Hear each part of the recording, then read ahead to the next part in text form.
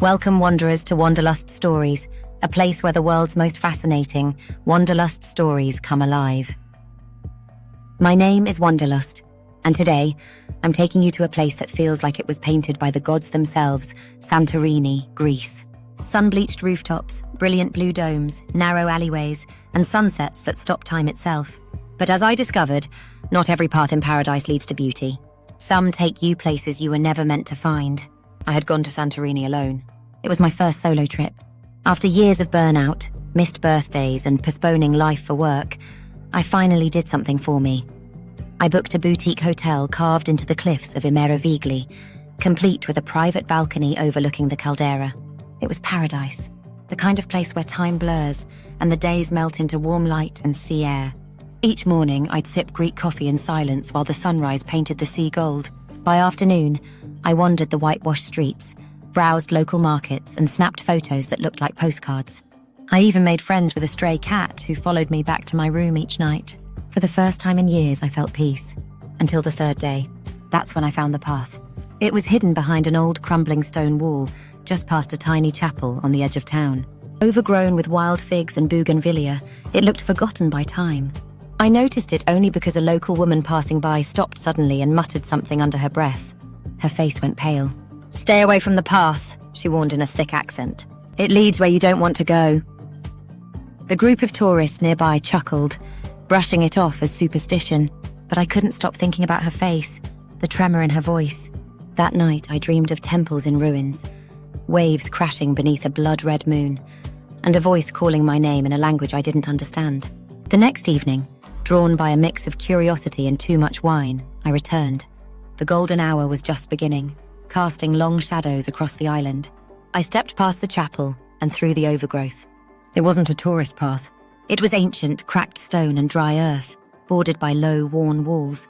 Everything felt heavier here, like the air was thick with memory. As I walked, the breeze stilled. The cicadas stopped chirping. Even the birds vanished. Then I saw it. A doorway, a massive stone arch half buried into the cliffside, covered in ivy, etched with strange symbols. It looked older than the town itself, older than Greece. A shiver passed through me. I should have turned back, but something pulled me forward. I pressed my hand to the door, and with a groan of stone and time, it opened. Inside, darkness, but as I stepped in, torches lining the walls flickered to life on their own.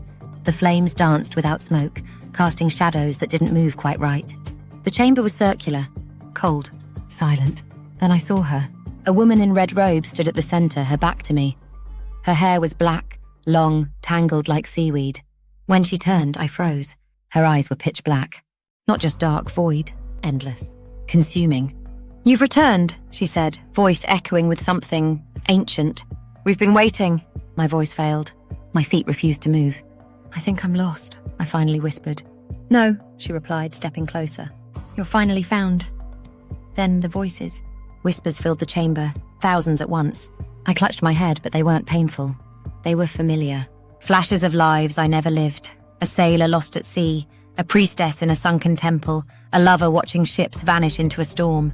It was like I'd been here before, like I belonged. I stumbled back, breaking free, and ran through the arch, down the path, up the hill. The sun had vanished. The world was grey and still.